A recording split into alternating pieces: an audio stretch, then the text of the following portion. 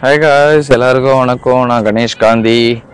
இன்றைக்கி நம்மளோட topic single share கம்பெனியை எப்படி ஷேர் பண்ணுறது, எப்படி அனலைஸ் பண்ணுறது அப்படிங்கிறது தான். நான் என்னோடய ப்ரீவியஸ் வீடியோஸ்லாம் பார்த்தீங்கன்னா ஷேர் மார்க்கெட்னால் என்னென்னு சொல்லியிருப்பேன். பொதுவாக ஷேர் மார்க்கெட்டை எப்படி அனலைஸ் பண்ணுறான்னு சொல்லி ஒரு ஈஸி மெத்தடுன்னு சொல்லி ஒன்று கொடுத்துருப்பேன். இது பொதுவான விஷயம்.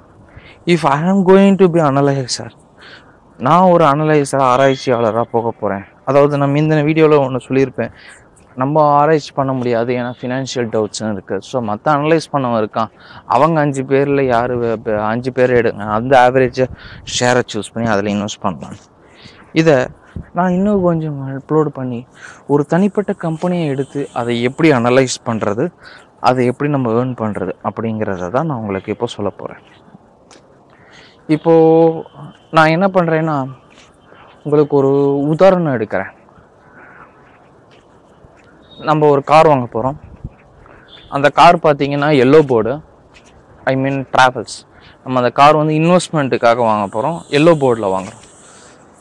ஸோ அந்த மாதிரி இருக்க சொல்ல நம்ம இன்வெஸ்ட்மெண்ட் பண்ண போகிற அமௌண்ட் பார்த்திங்கன்னா 10 லட்ச ரூபா. 10 லட்ச ரூபாயில் கார் வாங்கி ட்ராவல்ஸுக்கு விட போகிறோம். நம்ம என்ன வண்டி வாங்கணும் அப்படின்னு பார்க்கணும். இதில் தான் நம்ம ரொம்ப சீரியஸாக யோசிக்க வேண்டியது. மக்கள் அதிகமாக தவறு பண்ணுற இடமும் இதுதான். we are going to making a yellow board இந்த ட்ராவல்ஸுக்காக வாங்குறது. ட்ராவல்ஸுக்கு வாங்குறோன்னா நமக்கு பிடிச்ச வண்டியா இல்லையான்றது முக்கியம் கிடையாது.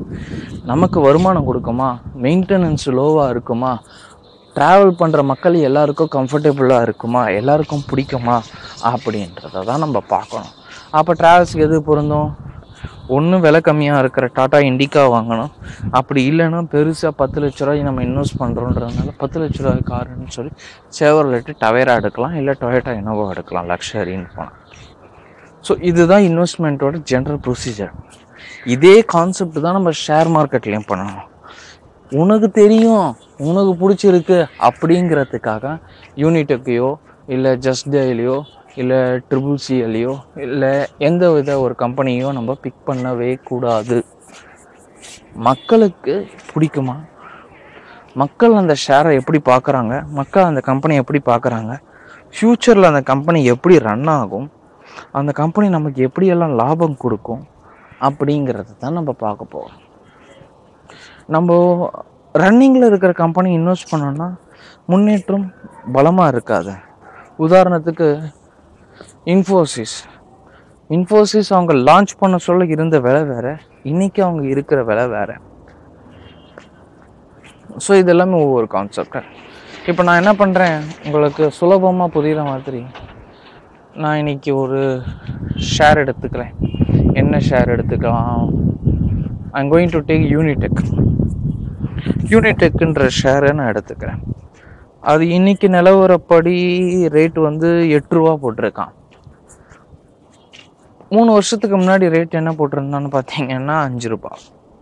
இதுக்கு முன்னாடி என்ன ரேட் போட்டிருந்தான் அப்படின்னு பார்த்தீங்கன்னா 15 ரூபா இருந்திருக்கு 7 வருஷத்துக்கு முன்னாடி. இந்த விலை முயற்றம் ஏன் ஏற்பட்டது அப்படின்னா, நம்ம அவங்களோட அக்கௌண்ட்ஸ், அவன் வெப்சைட்டில் அவன் அக்கௌண்ட்ஸ் டிவிஷன் கொடுத்துருப்பான். அந்த அக்கௌண்ட்ஸில் அவங்களுக்கு ப்ராஃபிட் என்ன வருது, எப்படி ப்ராஃபிட் வந்திருக்குமா. ஸோ யூனிடெக் அப்படிங்கிறது construction company, but they are also a group of company called யூனினார்னு ஒரு கம்பெனி, மொபைல் கம்பெனி ஆரம்பித்தாங்க. It got lost, so they close that. So construction company, இவங்க கன்ஸ்ட்ரக்ஷன் சென்னையில் மட்டும் பண்ணுறாங்களா, இல்லை கான்ட்ராக்ட் ப்ராஜெக்ட்ஸ்லாம் எடுக்கிறாங்களா, இல்லை ரெசிடென்ஷியல் ப்ராஜெக்ட்ஸ் மட்டும் பண்ணுறாங்களா அப்படிங்கிற பார்க்கணும். இன்றைக்கி தமிழ்நாட்டில் 2016 நிலைமை படி பார்த்திங்கன்னா கன்ஸ்ட்ரக்ஷன் ரியல் எஸ்டேட் ரொம்ப டல்லாக போகுது. ஸோ அவங்களோட ஷேர் மார்க்கெட் டவுனாக இருக்க வாய்ப்பு இருக்குது. ஸோ யூனிடெக் சென்னையில் ப்ராஜெக்ட் வச்சுருக்காங்க, ஓகே. ஸோ டல்லாக இருக்க வாய்ப்பு இருக்குது. பட் வேறு லொக்கேஷனில் மார்க்கெட் ரேட் எப்படி போகுது, மார்க்கெட் அனலைஸ் எப்படி போகுது அப்படிங்கிறத நம்ம பார்க்குறோம். ஸோ மற்ற இடத்துல அவங்களுக்கு ப்ராஃபிட் வரதுக்கு சேஃபான ப்ரொசீஜரில் இருக்காங்கன்றதுனால நம்ம யூனிடெக்கை ஷேரில் இன்வெஸ்ட் பண்ணலாம் அப்படிங்கிறத நம்ம 3 மாதத்துக்கு முன்னாடி டார்கெட் பண்ணியிருப்போம்.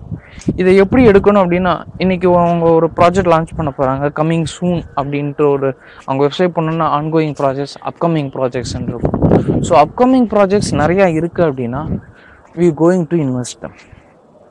ஏன்னா அவங்களுக்கு ப்ராஃபிட்டு ரிட்டர்ன் ஆக போகுது, வருமானம் இன்னும் நிறையா வரப்போகுதுன்னு அர்த்தம். ஆன்கோயிங் ப்ராஜெக்ட்ஸ்னாலும் நிறையா இருந்தாலும் நம்ம இன்வெஸ்ட் பண்ணலாம். ஆனால் ஃபினிஷ்டு ப்ராஜெக்ட்ஸ் நிறையா இருக்குன்றதுக்காக நம்ம அவங்கள இன்வெஸ்ட் பண்ணோம்னா யூஸ்லெஸ் திங். ஒரு பெரிய கம்பெனிஸ் எல்லாமே ongoing, upcoming, coming soon project. So நான் அந்த 1000 ரூபாய்க்கு மதிப்பெடுத்து நான் அந்த ஷேரை வாங்குவேன். இல்லை 1 லட்ச ரூபா இன்வெஸ்ட் பண்ணோன்னா 1 லட்ச ரூபா எடுத்து வாங்குவேன். நம்ம இன்வெஸ்ட் பண்ணுற ஷேர்ஸ் அஃப்கோர்ஸ் ஒரு சமயம் நம்ம வாங்கினதை விட 8 மாதம் கழித்து குறைஞ்சிருக்கலாம். நம்ம குறைஞ்சிடுச்சேன்னு சொல்லி பயந்து வெளியே வரக்கூடாது. ஏன்னா அந்த நேரம் அவங்க அந்த பணத்தை எடுத்து முதலீடு பண்ணியிருப்பாங்க. புரியுதுங்களா? அதனால் அது விலை குறையும். ஓகே, அவங்களால திடீர்னு இந்த ஷேரை வேணாம் எனக்கு விற்றுருங்க அப்படின்னு சொன்னாங்கன்னா அவங்களால இந்த அமௌண்ட்டு தான் கொடுக்க முடியும். மீதி அமௌண்ட் எல்லாம் they are making for investment. So investment பண்ணது ரிட்டர்ன் ஆக சொல்லும். அந்த அமௌண்ட் எடுத்துகிட்டு வந்து அவங்க அக்கௌண்ட்டில் போட்டுருவாங்க. அப்போ automatically the share goes high. இப்போ இந்த யூனிடெக் ஷேர் பார்த்தீங்கன்னா ஒரு 3 மாதத்துக்கு முன்னாடி ஒரு 6 மாதத்துக்கு முன்னாடி ரேஞ்சு பார்த்தீங்கன்னா வேறு ரேட்டு, இன்றைக்கி வேறு ரேட்டு. இந்த ஷேர் மார்க்கெட் அனலைஸை பொறுத்த வரைக்கும் we need to watch everything. எல்லாத்தையுமே நம்ம பார்க்க வேண்டியதாக இருக்குது. உதாரணத்துக்கு ஸ்பைஸ் ஜெட்டுன்னு எடுத்துக்கிட்டிங்கன்னா பாம்பே ஸ்டாக் எக்ஸ்சேஞ்சில் மட்டும்தான் இருக்குது. இந்த எலெக்ஷன் நம்ம தமிழ்நாடு கவர்மெண்ட் எலெக்ஷனுக்கு முன்னாடி நல்லா ரன் ஆச்சு. காரணம் every one is thought DMK ஆட்சிக்கு வரப்போகுது அப்படின்னு நினச்சாங்க. DMK is under the control of SpiceJet. அப்போ ஸ்பைஸ் ஜெட்டுக்கு நல்ல வருமானம் வர மாதிரி அரசாங்கம் செய்யும், திமுக அரசாங்கம் செய்யும்னு சொல்லி மக்கள் எல்லாருமே ஸ்பைஸ் ஜெட்டில் இன்வெஸ்ட் பண்ண ஆரம்பித்தாங்க. ஆனால் ஸ்பைஸ் ஜெட்டுக்கு என்னாச்சு? டிஎம்கே ஆட்சி வரலை. ஸோ ஸ்பைஸ் ஜெட் என்ன பண்ணாங்க, அந்த ஸ்டேஜுக்கு வர சொல்ல லிமிட்டாக அமௌண்ட்டை ஸ்டார்ட் பண்ணி மீடியம் லெவலில் ஹேண்டில் பண்ணிட்டாங்க. ஸோ இதில் வந்து ஸ்பைஸ் ஜெட்டோட அனலைசிங் டெக்னிக்கல் மெத்தட் வந்து கேர்ஃபுல்லாக இருக்குன்றதுனால we can invest any time to that. அப்போ அவங்க சேஃபான பொசிஷனில் இருக்காங்கன்றதுனால நம்ம புரிஞ்சுக்கிறோம். அவங்களுக்கு அரசாங்க ஆட்சி கிடைக்கலன்னா கூட they know how to keep our company safe position அப்படிங்கிறது. அதாவது அரசாங்க ஆட்சி நடக்கலைன்னா கூட அவங்களுக்கு தங்கள் கம்பெனியை எப்படி பாதுகாத்துக்கணும் அப்படிங்கிறது அவங்களுக்கு தெரிஞ்சிருக்கு. அப்போ நம்ம தைரியமாக இன்வெஸ்ட் பண்ணலாம். ஸோ இப்படி தான் நம்ம ஒவ்வொரு கம்பெனியையும் பார்க்கணும்.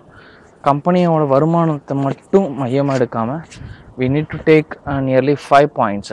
5 விஷயங்களை நம்ம தேர்ந்தெடுக்கணும். ஒன்று, மக்கள் நம்மள மாதிரி மற்றவங்க அந்த கம்பெனி என்னமா பார்க்குறாங்க.